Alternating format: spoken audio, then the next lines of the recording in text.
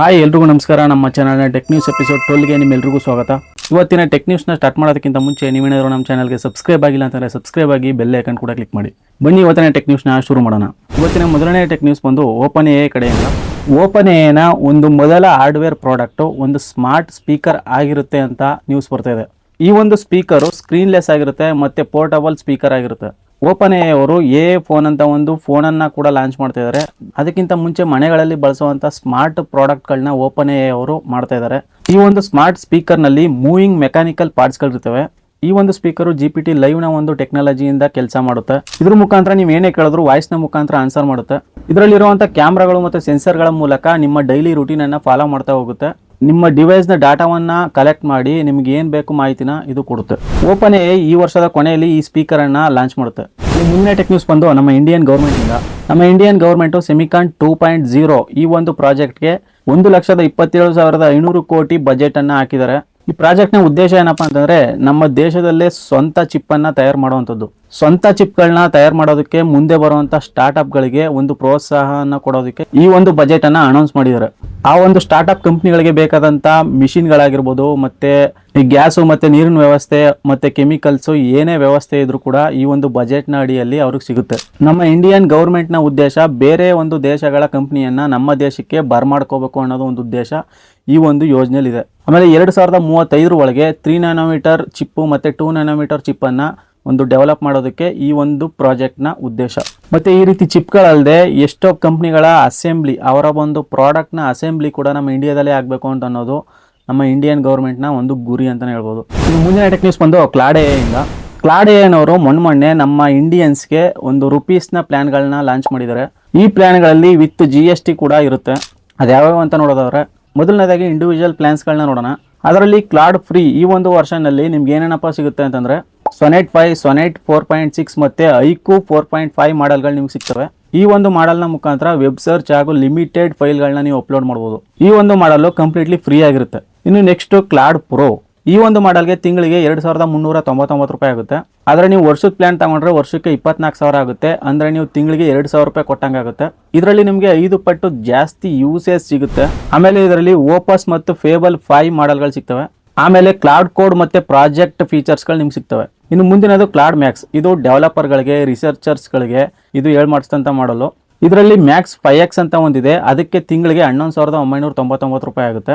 ಇನ್ನೊಂದು Max 20X ಅಂತ ಒಂದಿದೆ. ಇದಕ್ಕೆ ತಿಂಗಳಿಗೆ 23,999 ರೂಪಾಯಿ ಆಗುತ್ತೆ. ಇದಿಷ್ಟು ಕೂಡ ಇಂಡಿವಿಜುವಲ್ ಪ್ಲಾನ್ಸು.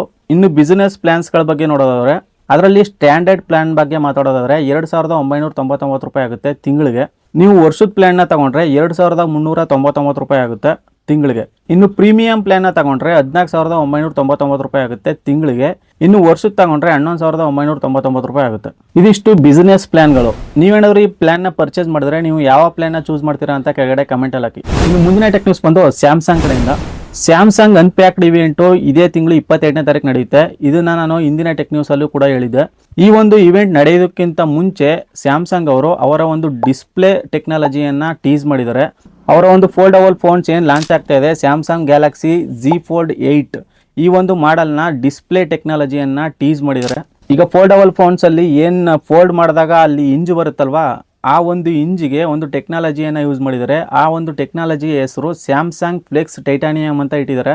ಈ ಒಂದು ಇಂಜಿನ ಟೈಟಾನಿಯಂ ಮೆಟೀರಿಯಲ್ನ ಯೂಸ್ ಮಾಡ್ಕೊಂಡು ಮಾಡಿದ್ದಾರೆ. ಯಾಕೆಂತಂದರೆ ಅದನ್ನು ಅನ್ಫೋಲ್ಡ್ ಮಾಡಿದಾಗ ಅಲ್ಲಿ ಆ ಒಂದು ಮಡಚುವಂಥ ಜಾಗದಲ್ಲಿ ಒಂದು ಗೆರೆ ಕಾಣಿಸ್ತಿತ್ತಲ್ವ, ಅದನ್ನು ಆ ಒಂದು ಗೆರೆನ ಕಂಪ್ಲೀಟ್ಲಿ ಕಾಣದೇ ಇರೋ ಥರ ಮಾಡೋಕ್ಕೆ ಈ ಒಂದು ಟೆಕ್ನಾಲಜಿನ ಯೂಸ್ ಮಾಡಿದ್ದಾರೆ. ಹಳೆಯ ಫೋನ್ಗಳಲ್ಲಿ ಡಿಸ್ಪ್ಲೇ ಕೆಳಗೆ ಒಂದು ಪ್ಲಾಸ್ಟಿಕ್ ಲೇಯರ್ಗಳನ್ನು ಹಾಕಿರ್ತಿದ್ರು. ಆದರೆ ಇವಾಗ ಟೈಟಾನಿಯಂ ಗಟ್ಟಿಯಾದ ಮಟೀರಿಯಲ್ನ ಹಾಕಿದ್ದಾರೆ. ಈ ಒಂದು ಮಟೀರಿಯಲು ಆ ಒಂದು ಗೆರೆನ ಮರೆಮಾಚೋದ್ರಲ್ಲಿ ಸಕ್ಸಸ್ ಆಗುತ್ತೆ. ಈ ಒಂದು ಟೈಟಾನಿಯಂ ಲೇಯರು ಎಷ್ಟು ತೆಳುವಾಗಿದೆ ಅಂತಂದರೆ ಒಂದು ಮನುಷ್ಯನ ಕೂದಲನ್ನ 1/3 ಭಾಗದಷ್ಟು ತೆಳುವಾಗಿದೆ ಅಂತ ಸ್ಯಾಮ್ಸಂಗ್ ಅವ್ರು ಹೇಳಿದ್ದಾರೆ. ಈ ಸಲ ಮಾತ್ರ ನೆಕ್ಸ್ಟ್ ಲೆವೆಲ್ ಇರ್ತವೆ ಈ ಒಂದು ಫೋಲ್ಡಬಲ್ ಫೋನ್ಸ್ಗಳು ಸ್ಯಾಮ್ಸಂಗಿಂದು. ನೀವೇನಾದರೂ ಈ ಫೋನ್ಗೆ ವೆಯ್ಟ್ ಮಾಡ್ತಾ ಇತ್ತು ಅಂತಂದರೆ ಎಸ್ ಅಂತ ಕಮೆಂಟ್ ಹಾಕಿ. ಇನ್ನು ಮುಂದಿನ ಟೆಕ್ ನ್ಯೂಸ್ ಬಂದು ಮೋಟೋರೋಲಾಯಿಂದ. ಮೋಟೋರೋಲಾ ಅವರು ಜುಲೈ 15ನೇ ತಾರೀಕು ಮೋಟೋರೋಲಾ ಎಡ್ಜ್ 70 ಮ್ಯಾಕ್ಸ್ ಅಂತ ಒಂದು ಹೊಸ ಸ್ಮಾರ್ಟ್ ಫೋನನ್ನು ಲಾಂಚ್ ಮಾಡಿದ್ದಾರೆ. ಈ ಒಂದು ಸ್ಮಾರ್ಟ್ ಫೋನು ಫ್ಲಾಗ್ಶಿಪ್ ಲೆವೆಲ್ನ ಸ್ಮಾರ್ಟ್ ಫೋನ್ ಅಂತಲೇ ಹೇಳ್ಬೋದು. ಇದರ ಫೀಚರ್ಸ್ ನೋಡೋದಾದ್ರೆ ಈ ಒಂದು ಫೋನಲ್ಲಿ ಸ್ನ್ಯಾಪ್ಡ್ರ್ಯಾಗನ್ 8 Gen 5 ಪ್ರೊಸೆಸರ್ನ ಯೂಸ್ ಮಾಡಿದ್ದಾರೆ. ಮತ್ತು ಇದರ ಬ್ಯಾಟ್ರಿ ಕೆಪಾಸಿಟಿ ನೋಡಿದ್ರೆ 7100 mAh ಸಿಲಿಕಾನ್ ಕಾರ್ಬನ್ ಬ್ಯಾಟ್ರಿಯನ್ನು ಯೂಸ್ ಮಾಡಿದ್ದಾರೆ. ಆಮೇಲೆ ಈ ಒಂದು ಫೋನಲ್ಲಿ 7000 ನೀಟ್ಸ್ನ ಪೀಕ್ ಬ್ರೈಟ್ನೆಸ್ ಇದೆ. ಆಮೇಲೆ ಈ ಫೋನ್ನ ಡಿಸ್ಪ್ಲೇ ಬಗ್ಗೆ ಮಾತಾಡೋದ್ರೆ 6.8 ಇಂಚ್ನ quad HD+ 2K extreme AMOLED ಡಿಸ್ಪ್ಲೇಯನ್ನು ಯೂಸ್ ಮಾಡಿದ್ದಾರೆ. ಇದು 144 ಹರ್ಟ್ಸ್ನ ರಿಫ್ರೆಶ್ ರೇಟ್ಗೆ ಸಪೋರ್ಟ್ ಆಗುತ್ತೆ. ಮತ್ತು ಇದರಲ್ಲಿ ಗೋರಿಲ್ಲಾ ಗ್ಲಾಸ್ 7i ಪ್ರೊಟೆಕ್ಷನ್ ಕೂಡ ಹಾಕಿದ್ದಾರೆ. ಆಮೇಲೆ ಈ ಒಂದು ಫೋನಲ್ಲಿ ದೊಡ್ಡ ಬ್ಯಾಟ್ರಿ ಇರೋದ್ರಿಂದ 58 ಗಂಟೆಗಳ ಕಾಲ ಬ್ಯಾಟ್ರಿ ಬ್ಯಾಕಪ್ ಬರುತ್ತೆ ಅಂತ ಕಂಪ್ನಿ ಹೇಳ್ಕೊಂಡಿದೆ. ಆಮೇಲೆ ಇದು 90 ವ್ಯಾಟ್ ವೈರ್ಡ್ ಚಾರ್ಜಿಂಗ್ ಅನ್ನು ಸಪೋರ್ಟ್ ಆಗುತ್ತೆ. ಆಮೇಲೆ 25 ವ್ಯಾಟ್ ವೈರ್ಲೆಸ್ ಚಾರ್ಜಿಂಗ್ ಅನ್ನು ಕೂಡ ಕೊಟ್ಟಿದ್ದಾರೆ. ಇನ್ನು ಕ್ಯಾಮ್ರಾ ಬಗ್ಗೆ ಮಾತಾಡೋದ್ರೆ ರೇರ್ ಅಲ್ಲಿ 50 MP ಸೋನಿ ಲೈಟಿಯಾ 710 ಸೆನ್ಸಾರ್ ಅನ್ನ ಕೊಟ್ಟಿದ್ದಾರೆ.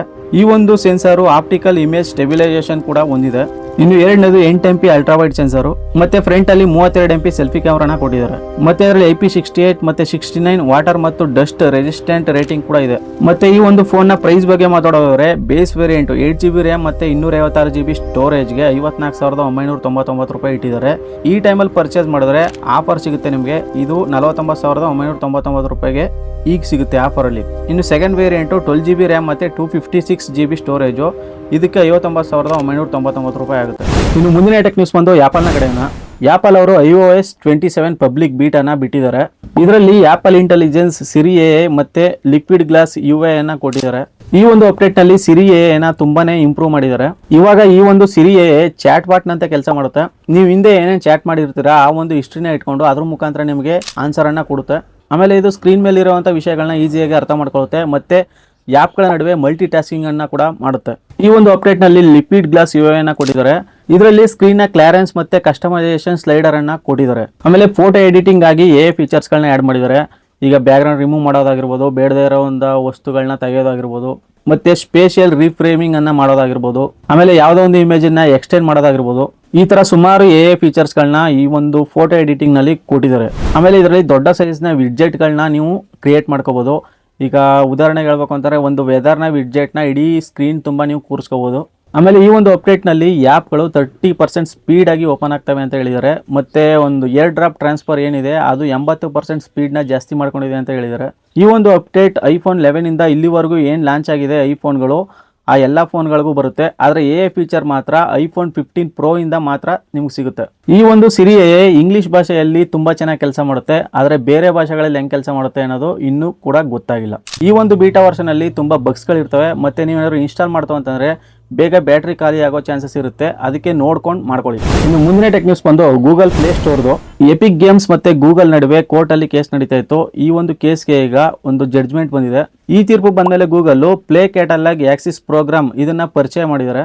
ಇದ್ರ ಮುಖಾಂತರ ಥರ್ಡ್ ಪಾರ್ಟಿ ಆ್ಯಪ್ಗಳನ್ನ ನೀವು ಪ್ಲೇ ಸ್ಟೋರ್ನಲ್ಲಿ ಈಸಿಯಾಗಿ ಡೌನ್ಲೋಡ್ ಮಾಡ್ಕೋಬಹುದು. ಈಗ ಥರ್ಡ್ ಪಾರ್ಟಿ ಆ್ಯಪ್ಗಳು ಅಂತಂದ್ರೆ ಯಾವುದಾದ್ರು ಅಲ್ಲ, ರೆಪ್ಯೂಟೆಡ್ ಕಂಪ್ನಿಯ ಆ್ಯಪ್ ಸ್ಟೋರ್ಗಳು ಅಂದರೆ ಸ್ಯಾಮ್ಸಂಗ್ ಗ್ಯಾಲಕ್ಸಿ ಸ್ಟೋರ್ ಆಗಿರ್ಬೋದು, ಮತ್ತೆ ಶೋಮಿ ಗೆಟ್ ಆ್ಯಪ್ಸ್ ಆಗಿರ್ಬೋದು, ಈ ರೀತಿ ಒಂದು ಅಫಿಷಿಯಲ್ ಆ್ಯಪ್ ಸ್ಟೋರ್ಗಳನ್ನ ಈಗ ನೀವು ಪ್ಲೇ ಸ್ಟೋರ್ನಲ್ಲಿ ಕೂಡ ನೀವು ಡೌನ್ಲೋಡ್ ಮಾಡ್ಕೋಬಹುದು. ಇದ್ರ ಮುಖಾಂತರ ಗೂಗಲ್ಲು ತನ್ನ ಒಂದು ಕಮಿಷನ್ ರೇಟನ್ನು 30%ನಿಂದ 10%ಗೆ ಡೌನ್ ಮಾಡಿದ್ದಾರೆ. ಗೂಗಲ್ ಪ್ಲೇ ಸ್ಟೋರ್ನ ಟಫ್ ರೂಲ್ಸ್ಗಳಿಂದ ಎಷ್ಟೋ ಇಂಡಿವಿಜುವಲ್ ಗೇಮಿಂಗ್ ಆ್ಯಪ್ಗಳು ಮತ್ತೆ ಸಿಸ್ಟಮ್ ಕಸ್ಟಮೈಸೇಷನ್ ಟೂಲ್ ಆ್ಯಪ್ಗಳು, ಈ ಥರ ಎಷ್ಟೋ ಆ್ಯಪ್ಗಳು ಈ ಒಂದು ರೂಲ್ಸ್ನಿಂದ ರಿಜೆಕ್ಟ್ ಆಗ್ತಾ ಇದ್ವು. ಆದರೆ ಇವಾಗ ಈಸಿಯಾಗಿ ಈ ಥರದ ಆ್ಯಪ್ಸ್ಗಳನ್ನ ಕೂಡ ನೀವು ಗೂಗಲ್ ಪ್ಲೇ ಸ್ಟೋರ್ನಲ್ಲಿ ಡೌನ್ಲೋಡ್ ಮಾಡ್ಕೋಬಹುದು. ಇನ್ನು ಮುಂದಿನ ಟೆಕ್ನಿಕ್ಸ್ ಬಂದು ನ್ಯೂಯಾರ್ಕಿಂದ. ನ್ಯೂಯಾರ್ಕ್ನಲ್ಲಿ ಡೇಟಾ ಸೆಂಟರನ್ನು 1 ವರ್ಷ ಬ್ಯಾನ್ ಮಾಡಿದ್ದಾರೆ. ಇದನ್ನ ಡೀಟೇಲ್ ಆಗಿ ನೋಡೋದಾದ್ರೆ ಗವರ್ನರ್ ಕ್ಯಾಥಿ ವಚುಲ್ ಅವರು ಎಕ್ಸಿಕ್ಯೂಟಿವ್ ಆರ್ಡರ್ 62ಗೆ ಸೈನ್ ಹಾಕಿದ್ದಾರೆ. ಏನಪ್ಪಾ ಇದು ಅಂತಂದ್ರೆ ಡಾಟಾ ಸೆಂಟರ್ಗಳನ್ನ ಮಾಡೋದಕ್ಕಿಂತ ಮುಂಚೆ ಎನ್ವಿರಾನ್ಮೆಂಟಲ್ ಪರ್ಮಿಟ್ ಅನ್ನ ತಗೋಬೇಕಾಗುತ್ತೆ. ಆ ಒಂದು ಪರ್ಮಿಟ್ ಅನ್ನ ಅವರು ಕೊಟ್ಟಿಲ್ಲ. ಯಾಕಪ್ಪ ಅಂತಂದ್ರೆ 50 ಮೆಗಾವ್ಯಾಟ್ಗಿಂತ ಜಾಸ್ತಿ ಕರೆಂಟ್ ಅನ್ನ ಯೂಸ್ ಮಾಡ್ಕೊಳ್ಳುವಂತ ಡಾಟಾ ಸೆಂಟರ್ಗಳನ್ನ ಮಾಡಬಾರ್ದು 1 ವರ್ಷದವರೆಗೆ ಅಂತ ಹೇಳಿದ್ದಾರೆ. ಇಷ್ಟು ದೊಡ್ಡ ಡಾಟಾ ಸೆಂಟರ್ಗಳನ್ನ ಮಾಡ್ತೀನಿ ಅಂತಂದ್ರೆ ಮೂಲ ಸಂಪನ್ಮೂಲಗಳು ಬೇಕೇ ಬೇಕು. ಈ ಒಂದು ಡಾಟಾ ಸೆಂಟರ್ಗಳನ್ನ ಮಾಡೋದ್ರಿಂದ ವಿದ್ಯುತ್ ಗ್ರಿಡ್ ಮತ್ತೆ ನೀರಿನ ಮೂಲಗಳು ಮತ್ತೆ ಪಬ್ಲಿಕ್ ಮೇಲೂ ಕೂಡ ಒಂದು ಪರಿಣಾಮವನ್ನು ಬೀರುತ್ತೆ. ಇದನ್ನ ಒಂದು ವರ್ಷದವರೆಗೆ ನಾವು ಪರಿಶೀಲಿಸ್ತೀವಿ. ಆಮೇಲೆ ನಿಮಗೆ ಹೊಸ ರೂಲ್ಸ್ಗಳ ಜೊತೆಗೆ ನಿಮಗೆ ಪರ್ಮಿಟ್ ಅನ್ನ ಕೊಡ್ತೀವಿ ಅಂತ ನ್ಯೂಯಾರ್ಕ್ ಗೌರ್ಮೆಂಟ್ ಹೇಳಿದೆ. ಈಗ 50 ಮೆಗಾವ್ಯಾಟ್ನ ಒಂದು ಡಾಟಾ ಸೆಂಟರ್ ಮಾಡ್ತೀನಿ ಅಂತಂದ್ರೆ ಇದ್ರ ಮುಖಾಂತರ ಪಬ್ಲಿಕ್ಕಿಗೆ ಕರೆಂಟ್ನ ಸಮಸ್ಯೆ ಆಗ್ಬೋದು. ಈ ಒಂದು ಡೇಟಾ ಸೆಂಟರ್ಗೆ 12 ಗಿಗಾವ್ಯಾಟ್ನ ಒಂದು ಕರೆಂಟ್ನ ಬೇಡಿಕೆ ಬಂದಿತ್ತು ಅಂತ ಹೇಳಲಾಗಿದೆ. ಇದಿಷ್ಟೇ ಎಲ್ಲ ತುಂಬಾ ತೊಂದರೆಗಳನ್ನ ಎದುರಿಸಬೇಕಾಗುತ್ತೆ. ಅದನ್ನ ತಲೆಯಲ್ಲಿ ಇಟ್ಕೊಂಡು ಈ ಒಂದು ರೂಲ್ಸ್ ಅನ್ನ ಮಾಡಿದ್ದಾರೆ. ಈ ಒಂದು ರೂಲ್ಸ್ ಅನ್ನ ಎಷ್ಟೋ ಜನ ಒಪ್ಕೊಂಡಿದ್ದಾರೆ ಮತ್ತೆ ಎಷ್ಟೋ ಜನ ತಪ್ಪು ಅಂತಾನೂ ಕೂಡ ಹೇಳಿದ್ದಾರೆ. ಒಪ್ಕೊಂಡಿರೋರು ಯಾರಪ್ಪ ಅಂತಂದ್ರೆ ಪರಿಸರವಾದಿಗಳು. ಇವರು ಈ ಒಂದು ಡಾಟಾ ಸೆಂಟರ್ನಿಂದ ಪರಿಸರಕ್ಕೆ ತುಂಬಾ ಹಾನಿಯಾಗುತ್ತೆ ಅಂತ ಹೇಳಿದ್ರೆ, ಈ ಟೆಕ್ನಾಲಜಿ ಫೀಲ್ಡ್ ಅವರು ಮತ್ತೆ ಪೊಲಿಟಿಷಿಯನ್ಸ್ ಈ ಒಂದು ರೂಲ್ಸ್ಗೆ ಆಪೋಸ್ ಆಗಿದ್ದಾರೆ. ಯಾಕಪ್ಪ ಅಂತಂದ್ರೆ ಈ ರೀತಿ ರೂಲ್ಸ್ ನಿಂದ ಎಷ್ಟೋ ಇನ್ವೆಸ್ಟ್ಮೆಂಟ್ಗಳು ರಾಜ್ಯಕ್ಕೆ ಬರೋದಿಲ್ಲ. ಮತ್ತೆ ಕಾಂಪಿಟೇಷನ್ ಅಲ್ಲಿ ನಾವು ಹಿಂದೆ ಉಳಿದು ಬಿಡ್ತೀವಿ ಅಂತ ಇವ್ರು ಹೇಳಿದ್ದಾರೆ. ಇದಿಷ್ಟು ಇವತ್ತಿನ ಟೆಕ್ ನ್ಯೂಸ್. ಈ ವಿಡಿಯೋ ಏನಾದ್ರು ಇನ್ಫಾರ್ಮೇಟಿವ್ ಆಗಿತ್ತು ಅಂತಂದ್ರೆ, ನಿಮ್ಗೆ ಇಷ್ಟ ಆಗಿತ್ತು ಅಂತಂದ್ರೆ ಒಂದು ಲೈಕ್ ಮಾಡಿ, ಶೇರ್ ಮಾಡಿ, ಮತ್ತೆ ನಮ್ಮ ಚಾನಲ್ಗೆ ಸಬ್ಸ್ಕ್ರೈಬ್ ಆಗಿ. ಸಿಗೋಣ ಮುಂದಿನ ವಿಡಿಯೋದಲ್ಲಿ. ಬಾಯ್.